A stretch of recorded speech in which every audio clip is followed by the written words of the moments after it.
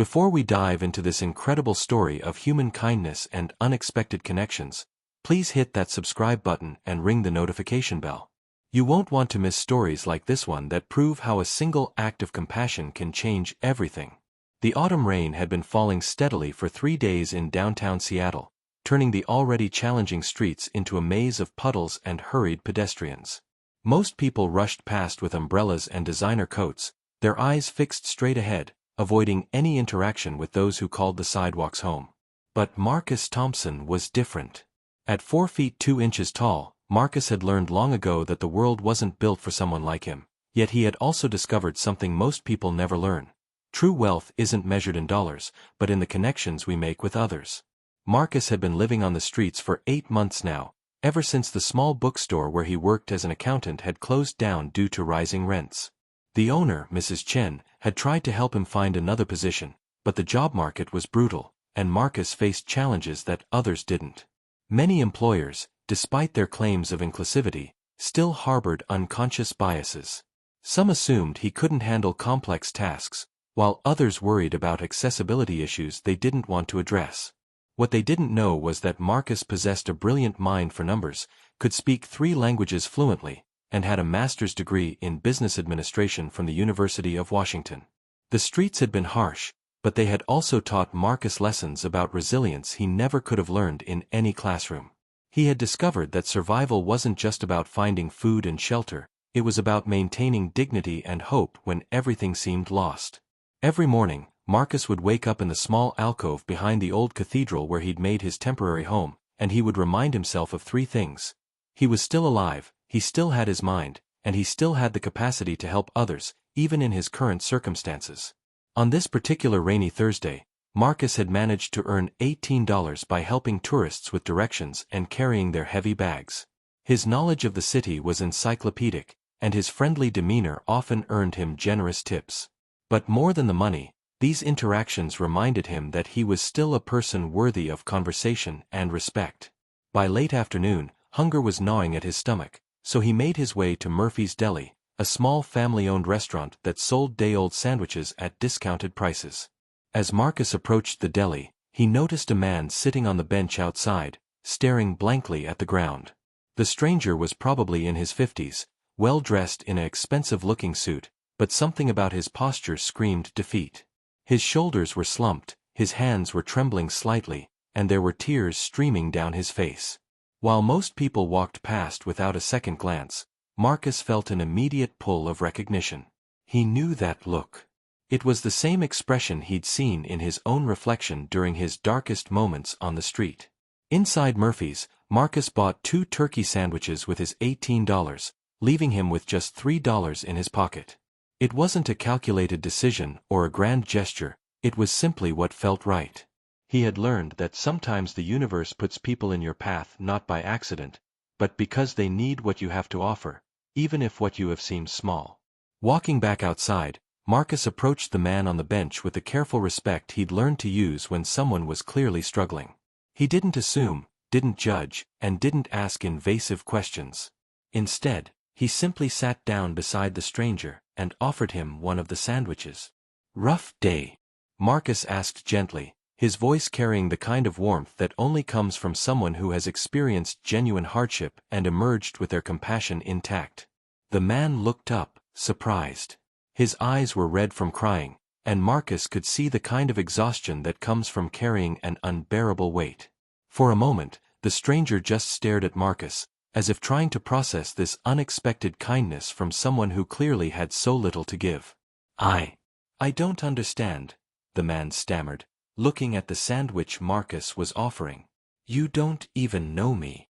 Marcus smiled, an expression that lit up his entire face despite the circumstances. Sometimes that's exactly when someone needs help the most. When they're a stranger who looks like they're carrying the world on their shoulders. The man's name was David Chen, and as they sat together on that bench, sharing sandwiches in the rain, he began to tell Marcus his story. David was a successful tech entrepreneur who had built his company from nothing into a multi-million-dollar operation. But success, he was learning, didn't insulate anyone from tragedy. 3 months ago, His wife Sarah had been diagnosed with stage 4 pancreatic cancer. The doctors gave her 6 months to live, and they were already halfway through that timeline. I've spent every penny I have on experimental treatments, private doctors, anything that might give us more time, David explained, his voice breaking. But today, the last specialist told us there's nothing more they can do. I just came from the hospital where I had to tell Sarah that we're out of options. Marcus listened without interruption, understanding that sometimes the greatest gift you can give someone is simply the space to be heard. He had learned this lesson during his own darkest nights, when strangers had shown him kindness not through grand gestures, but through simple human presence. I'm sitting here, David continued, worth millions on paper, and I can't buy the one thing that matters. I can't buy my wife more time. All that success, all that money, and I'm completely powerless. The rain continued to fall around them, but neither man moved. There was something sacred about this moment, this connection between two people who had found each other at exactly the right time. Marcus understood that David wasn't just grieving his wife's diagnosis, he was confronting the fundamental helplessness that comes when money and status prove meaningless against life's greatest challenges. You know, Marcus said thoughtfully, I've learned something about power in the last 8 months. Real power isn't about controlling outcomes. It's about showing up with love, even when everything seems hopeless. Especially then. David looked at Marcus with new eyes, beginning to see past the obvious differences in their circumstances to the wisdom being offered.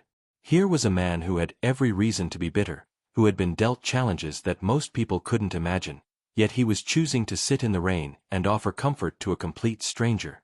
I don't know your name, David realized suddenly. Marcus Thompson, he replied, extending his hand with a kind of dignity that reminded David of his own grandfather, a man who had possessed very little but had been rich in character. David Chen. And Marcus, I don't know what I did to deserve meeting you today, but I'm grateful. As they finished their sandwiches, both men felt something shift. For David, it was the first moment in months when his grief didn't feel quite so isolating. For Marcus, it was a reminder that his current circumstances didn't define his worth or his ability to make a difference in someone's life. Neither knew it yet, but this chance encounter would change both of their lives forever. As the rain began to lighten, David found himself reluctant to leave the bench. There was something about Marcus's presence that felt like a lifeline in the storm of his emotions. For months, he had been surrounded by well-meaning friends and business associates who offered platitudes and empty reassurances. But Marcus offered something different, honest acknowledgement of pain without trying to fix it or minimize it. Can I ask you something? David said, turning to face Marcus more directly. How do you do it? How do you maintain such grace when life has dealt you such difficult cards? Marcus was quiet for a moment, considering the question with the same thoughtfulness he brought to everything.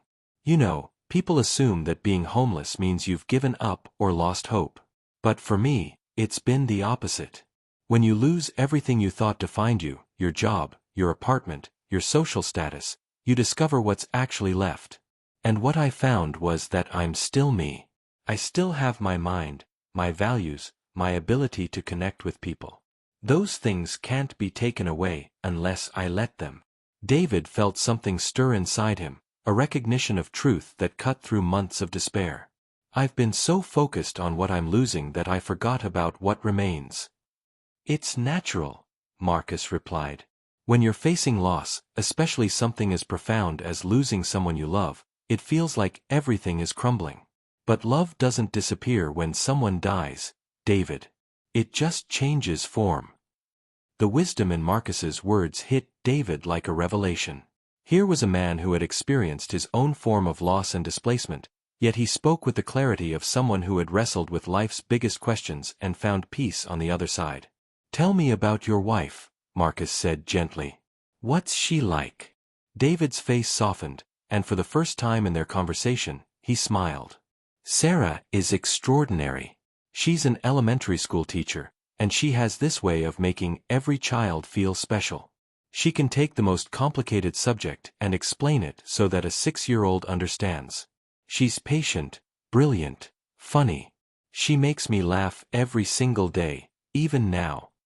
She sounds like someone who changes lives for a living, Marcus observed. She does. She absolutely does. Do you know what she told me yesterday? She said she wasn't afraid of dying, she was afraid of me forgetting how to live after she's gone. Marcus nodded slowly. Sounds like a woman who understands what really matters. She is. And that's what makes this so hard.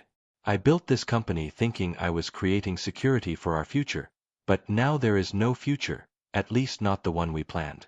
All those late nights, all those missed dinners, all that time I spent chasing success instead of just being present with her. Guilt is a heavy burden, Marcus said. But you know what I've learned? The people who love us don't measure our worth by our perfect choices. They measure it by our capacity to love them back. David felt tears welling up again, but these were different from the tears of despair he'd been crying for months. These were tears of recognition, of being seen and understood by someone who had no reason to care but chose to anyway. Marcus, can I ask you something personal? How did you end up on the streets? Marcus settled back against the bench, his expression thoughtful but not pained. I was working as an accountant for a small bookstore downtown. Mrs. Chen, the owner, was like a grandmother to me. She hired me when other places wouldn't, saw past my height to my abilities. But the rent in the area tripled, and she couldn't afford to keep the store open.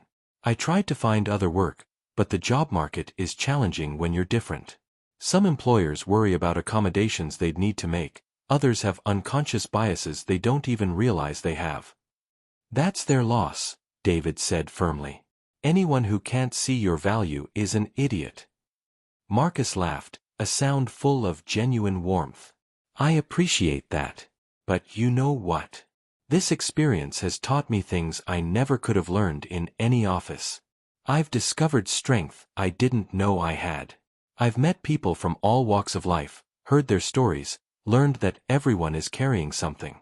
I've learned that dignity isn't about your circumstances, it's about how you choose to move through the world.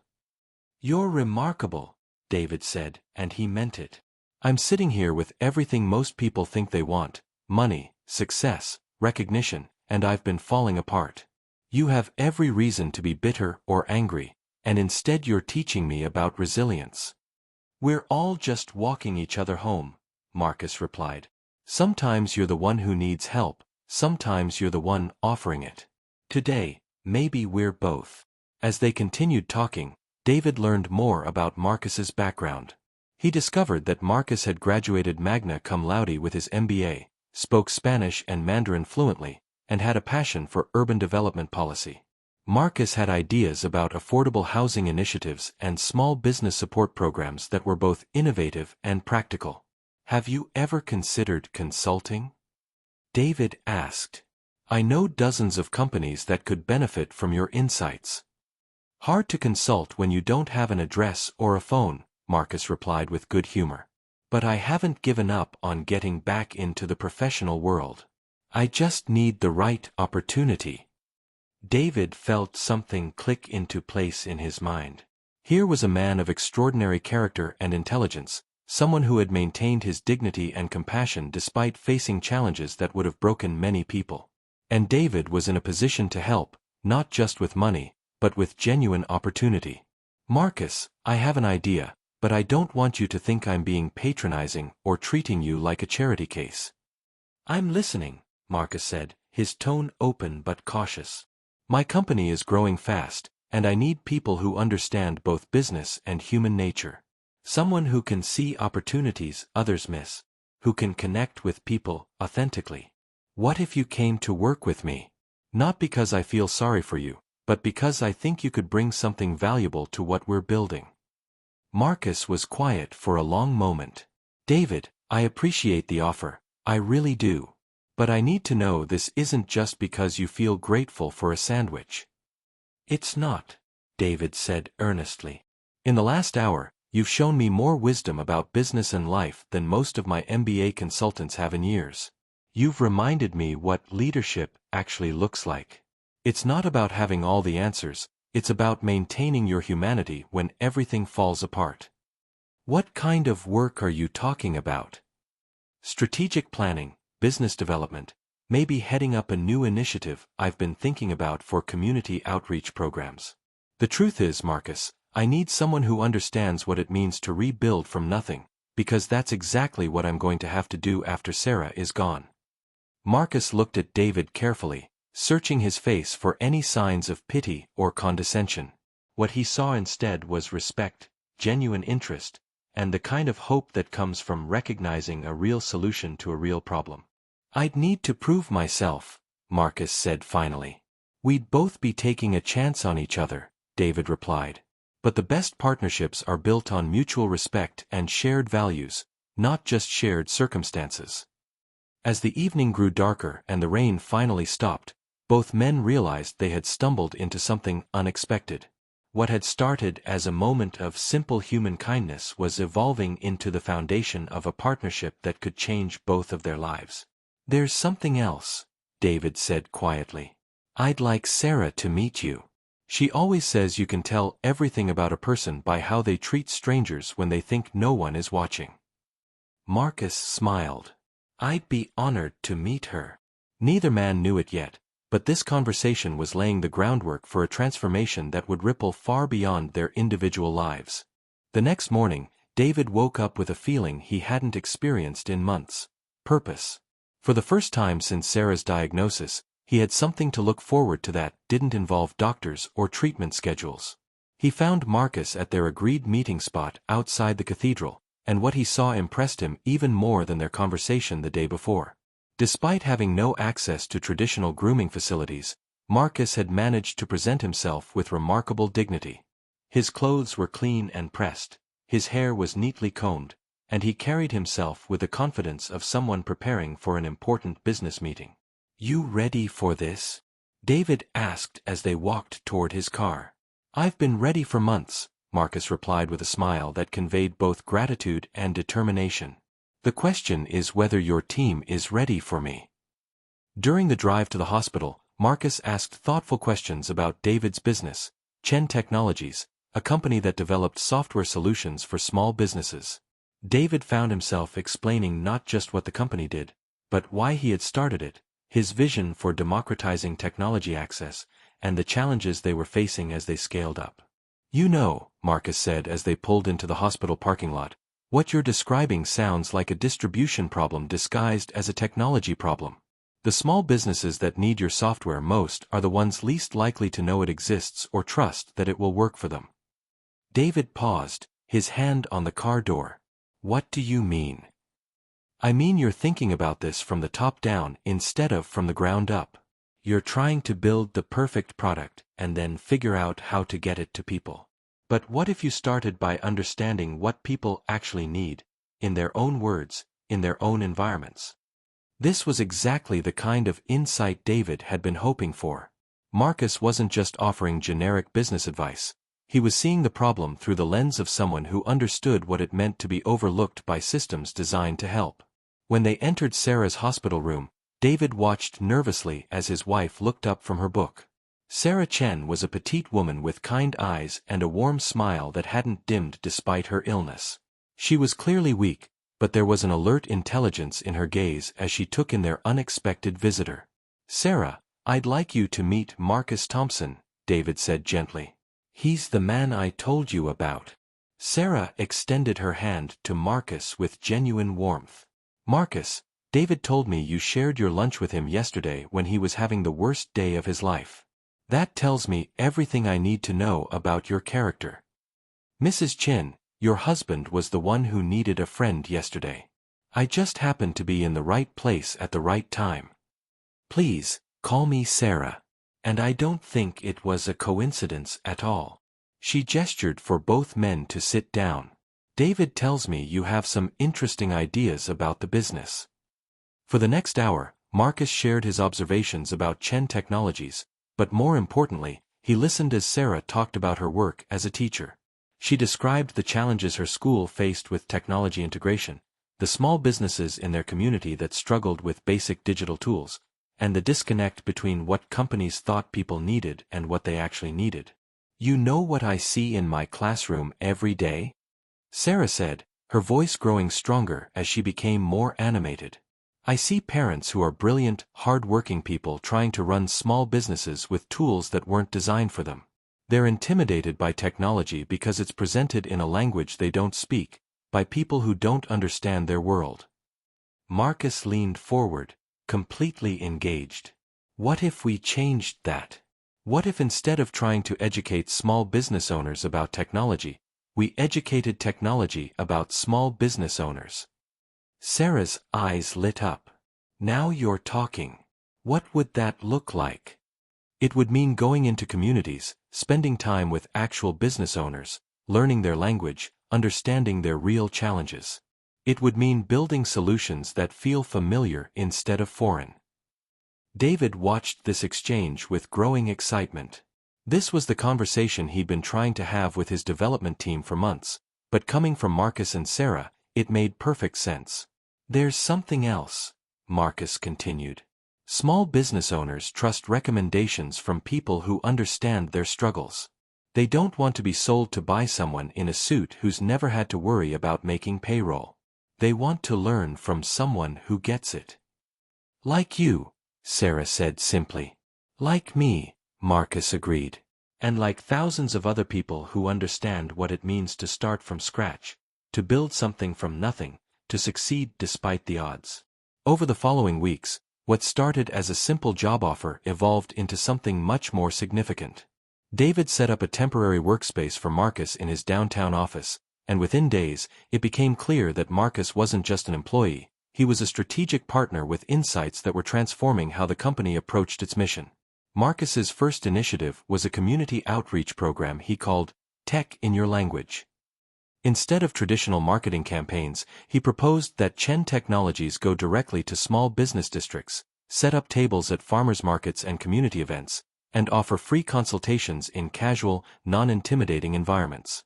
People need to see technology working in their world, not be asked to enter the technology world, Marcus explained to the development team. When someone sees our inventory software helping the woman who sells tamales at their local market, they understand it in a way that no PowerPoint presentation could achieve. The results were immediate and dramatic. Within a month, Chen Technologies had more qualified leads than they had generated in the previous 6 months.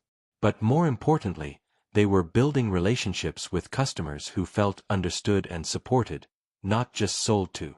David found himself learning as much from Marcus as he was offering in return. Marcus had a gift for seeing solutions where others saw only problems, for finding opportunity in challenge, for maintaining optimism without ignoring reality. You know what I've realized, David said one evening as they were closing up the office. I spent years building this company thinking I was creating something new, but I was really just replicating the same systems that had excluded people like you.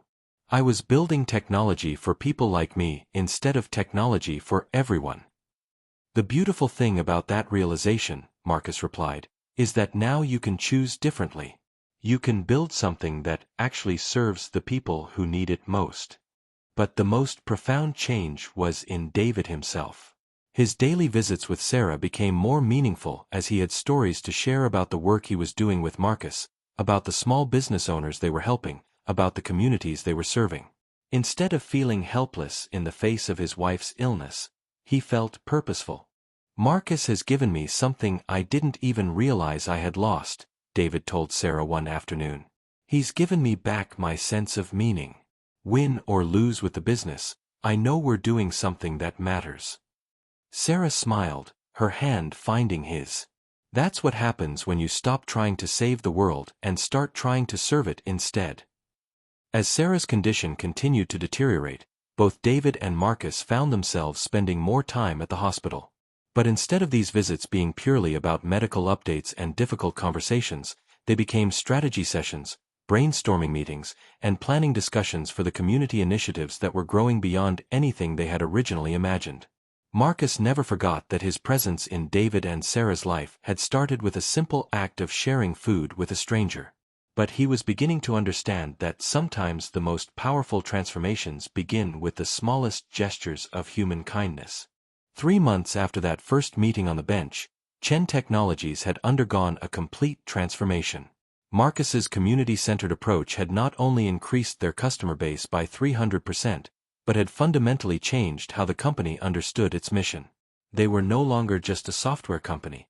They had become a bridge between the technology world and the communities that needed it most.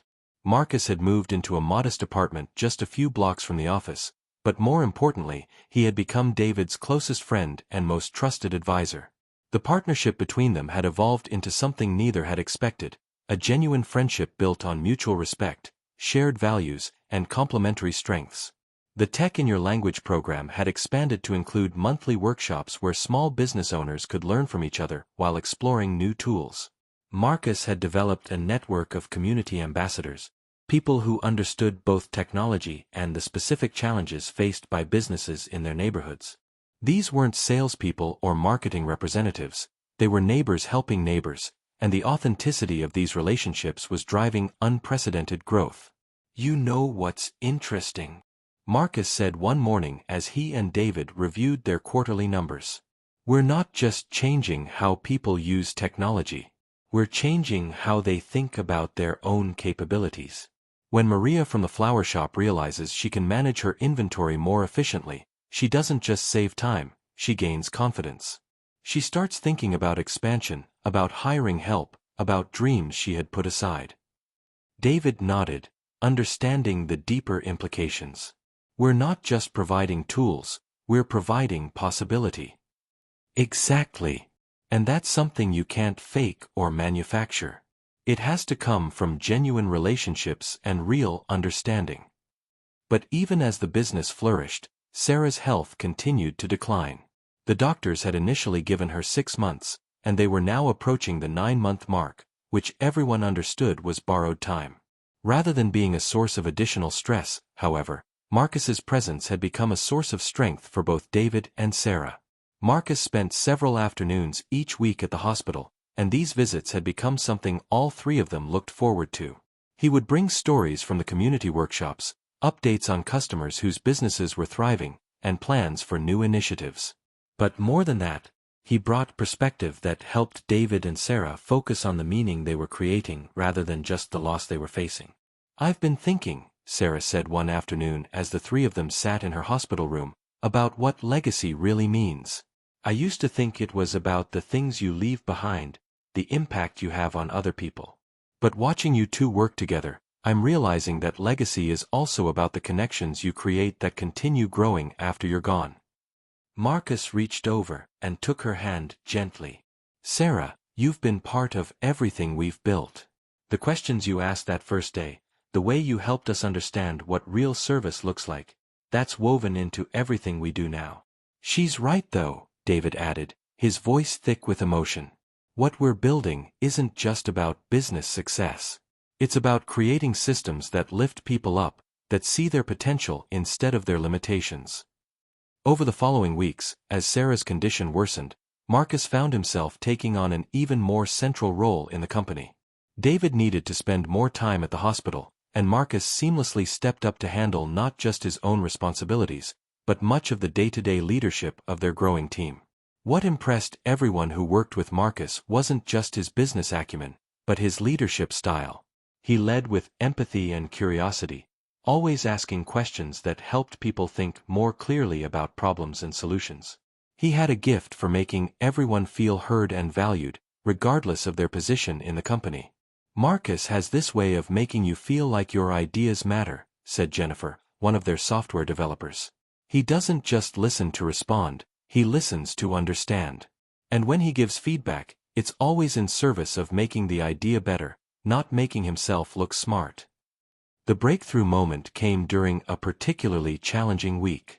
Sarah had been moved to hospice care, David was emotionally exhausted, and the company was facing their biggest opportunity yet, a potential partnership with a major retail chain that could expand their reach nationally. The corporate representatives arrived expecting to meet with David, but found themselves in a conference room with Marcus instead.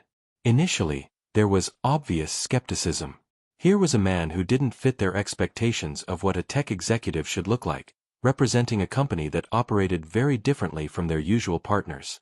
"Before we talk about software capabilities or integration timelines," Marcus began, I'd like to understand what success looks like from your customer's perspective.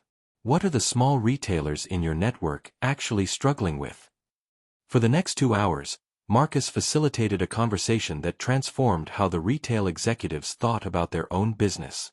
Instead of focusing on technical specifications, they found themselves discussing real challenges: inventory management for seasonal businesses, point-of-sale solutions for non-English speaking owners, customer relationship tools that worked for family-owned stores. You're not just selling us software, one of the executives realized. You're offering us a completely different approach to supporting our retailers. That's exactly right, Marcus replied. We're not interested in being another vendor. We want to be a partner in helping your retailers succeed, which ultimately helps you succeed. By the end of the meeting, they hadn't just secured the partnership, they had fundamentally redefined what the partnership would look like. Instead of a traditional software licensing deal, they were creating a comprehensive support ecosystem that would provide ongoing training, community building, and customized solutions. When David heard the news, he was at Sarah's bedside, holding her hand as she drifted in and out of sleep. Marcus just closed the biggest deal in company history, he whispered to her. And he did it by being exactly who he is, by leading with empathy and understanding instead of trying to impress anyone. Sarah squeezed his hand weakly. That's because he knows what it means to be underestimated. He knows how to see potential where others see problems. 2 days later, Sarah Chen passed away peacefully, with David holding one hand and Marcus holding the other. Her final words were about how grateful she was to have witnessed the friendship that had grown between the two men, and how proud she was of what they were building together.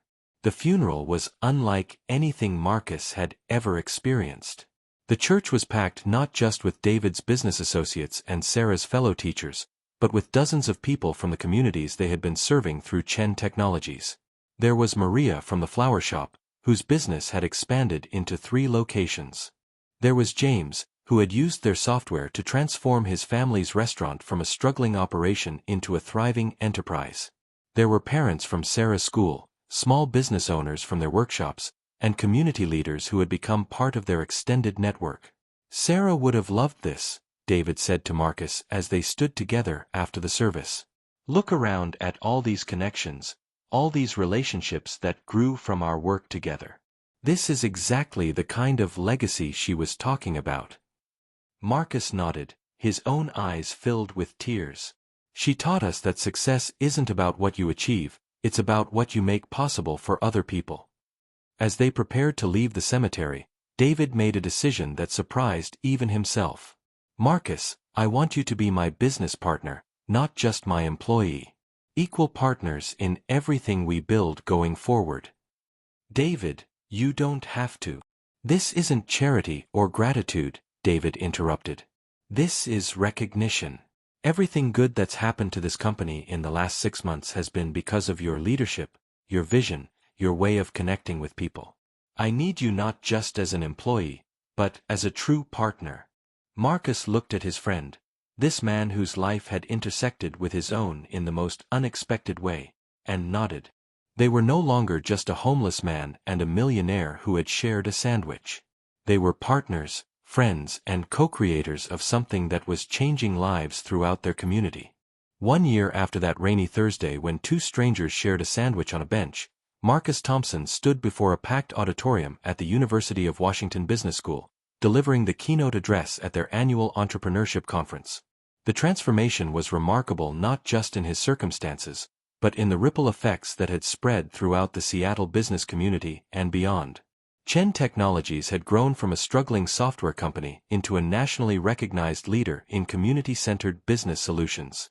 Their partnership with the retail chain had expanded to include dozens of other major corporations, all seeking to replicate their authentic approach to small business support.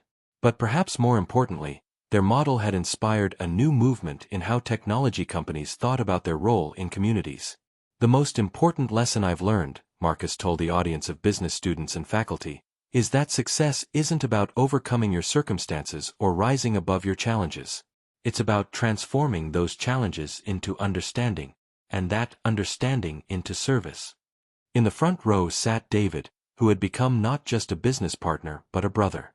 Beside him was an empty chair with a small photo of Sarah, a tradition they had established for all their major presentations. Her wisdom and questions continued to guide their decision-making, even in her absence. After Sarah's death, both men had channeled their grief into expanding their mission. They had established the Sarah Chen Foundation, which provided microgrants and business mentorship to entrepreneurs from underrepresented communities. The foundation operated on the principle that everyone had valuable knowledge and skills, they just needed the right opportunities to share them. Marcus had become the foundation's director, while maintaining his role as co-CEO of Chen Technologies. His personal story had become powerful not because it was unique, but because it demonstrated how easily any of us could find ourselves in circumstances we never expected, and how much potential existed in people that society had written off. When I was living on the streets, Marcus continued in his speech, I met dozens of people with incredible skills, brilliant ideas, and strong work ethics. The only thing they lacked was opportunity and someone willing to see their potential.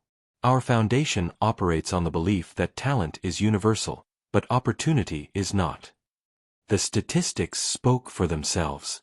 In just 1 year, the Sarah Chen Foundation had helped launch 47 new businesses, created over 200 jobs, and established training programs in 12 cities. But the numbers only told part of the story. The real impact was in the individual transformations, the renewed hope, and the networks of support that were growing organically. Maria, the flower shop owner who had been one of their first success stories, now employed 6 people and had become a mentor to other immigrant entrepreneurs. James had opened 2 additional restaurants and had started a catering program that employed formerly homeless individuals. These weren't just business successes, they were proof of concept for an entirely different approach to economic development. The traditional model tells us that we should help people overcome their disadvantages, Marcus explained to the audience. But what if we reframed the conversation? What if those supposed disadvantages were actually unique forms of knowledge and perspective that our business community desperately needs? After his speech, Marcus was approached by a young woman named Ana Rodriguez, a graduate student who had been homeless herself just 2 years earlier. She had brilliant ideas about affordable housing development but had been told repeatedly that she lacked the credentials to be taken seriously in the real estate industry. Mr. Thompson, she said, her voice trembling slightly with nerves, I heard about your foundation, and I have an idea for a project, but I don't have an MBA or business experience. Marcus smiled, remembering his own feelings of inadequacy when David had first offered him a job. Anna, tell me about your idea. And please, call me Marcus. For the next 30 minutes, Anna outlined a comprehensive plan for converting abandoned buildings into affordable housing using innovative financing models and community ownership structures. Her ideas were sophisticated, practical, and born from lived experience that no business school could provide. This is exactly the kind of thinking we need, Marcus told her. You're not lacking credentials, you're bringing perspectives that the traditional real estate industry doesn't have. Within 6 months, Anna had become the foundation's first housing development fellow, leading a pilot project that was already attracting attention from city planners and affordable housing advocates across the region. The success of the foundation had also attracted attention from academic institutions, policymakers, and social entrepreneurs around the world. Marcus found himself consulting with government agencies, speaking at conferences, and advising other organizations that wanted to replicate their community-centered approach. But perhaps the most meaningful recognition came from an unexpected source. Mrs. Chen, the elderly woman who had owned the bookstore where Marcus had worked before becoming homeless, had followed his journey through newspaper articles and word of mouth. She reached out to invite him to lunch, wanting to see for herself how the young man she had believed in had transformed his circumstances. Marcus, she said as they sat in her kitchen, sharing tea and homemade dumplings, I always knew you were special, but what you've built goes beyond anything I could have imagined. You haven't just changed your own life, you've created a whole new way of thinking about how we support each other. Mrs. Chen, you were the first person who saw potential in me when others only saw limitations. Everything I've been able to accomplish started with that foundation of being believed in. And now you're giving that same gift to hundreds of other people, she replied. That's how change really happens, one person believing in another, one relationship at a time.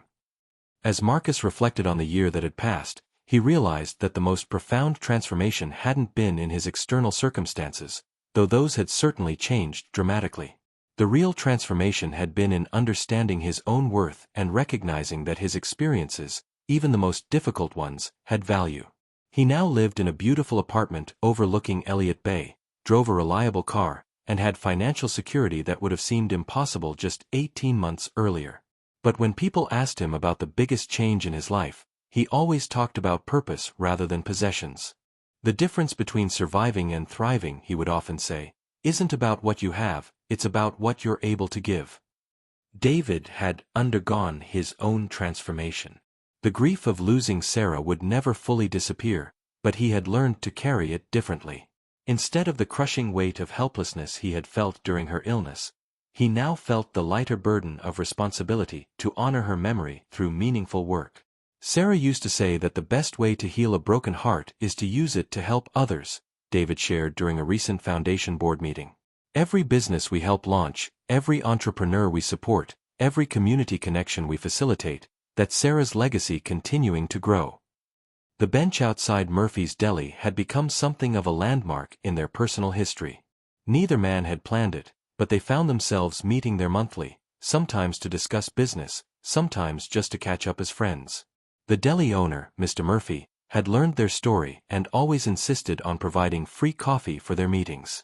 On a particularly meaningful visit, exactly 1 year after their first meeting, Marcus and David sat on that same bench with a special guest, Ana Rodriguez, who had just secured funding for her first affordable housing project. "A year ago," David said, looking around at the bustling street scene, "I was sitting here convinced that everything meaningful in my life was ending. I couldn't see past my own pain to imagine any kind of future. And I was convinced that my life had already been written off by society," Marcus added. "I thought I was just surviving until something better came along." "But look what happened when you decided to share instead of just survive," Ana observed. "One act of kindness created all of this." As the sun set over Seattle, the three of them sat quietly for a moment, each reflecting on the unexpected ways their lives had become intertwined. They had learned that transformation doesn't require dramatic gestures or perfect circumstances. Sometimes it starts with something as simple as offering half of your sandwich to a stranger who looks like they're carrying the weight of the world. Marcus Thompson had indeed found his way home, but more importantly, he had learned that home isn't a place you arrive at, it's a feeling you create by helping others find their way as well.